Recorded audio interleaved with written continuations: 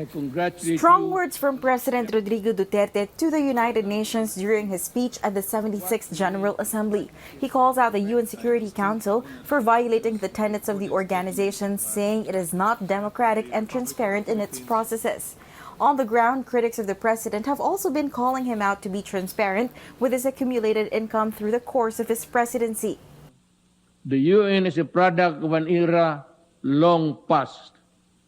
It no longer reflects the political and economic realities of the world.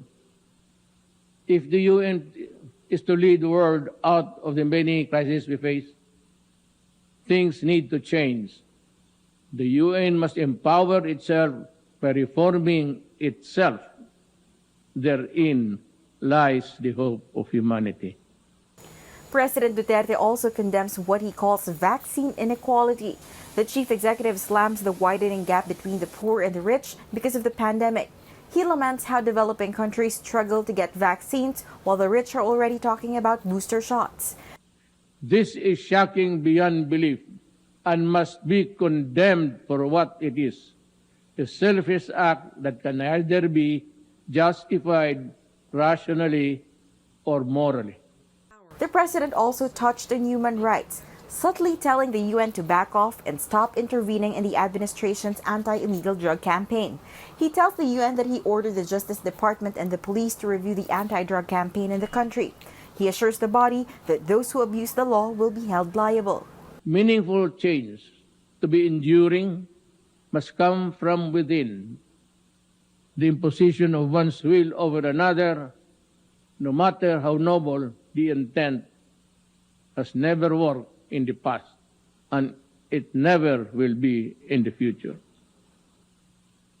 How many more countries shall be made to unravel and descend into chaos before the powerful heed the simple lesson? In his final speech before the UN as president, Mr. Duterte reiterates the importance of the arbitral win of the Philippines over China. In one of his regular Talk to the People addresses, he described the ruling as a, quote, piece of paper, unquote, that can be thrown in the wastebasket. But before the UN, he said, nothing can diminish the ruling's significance.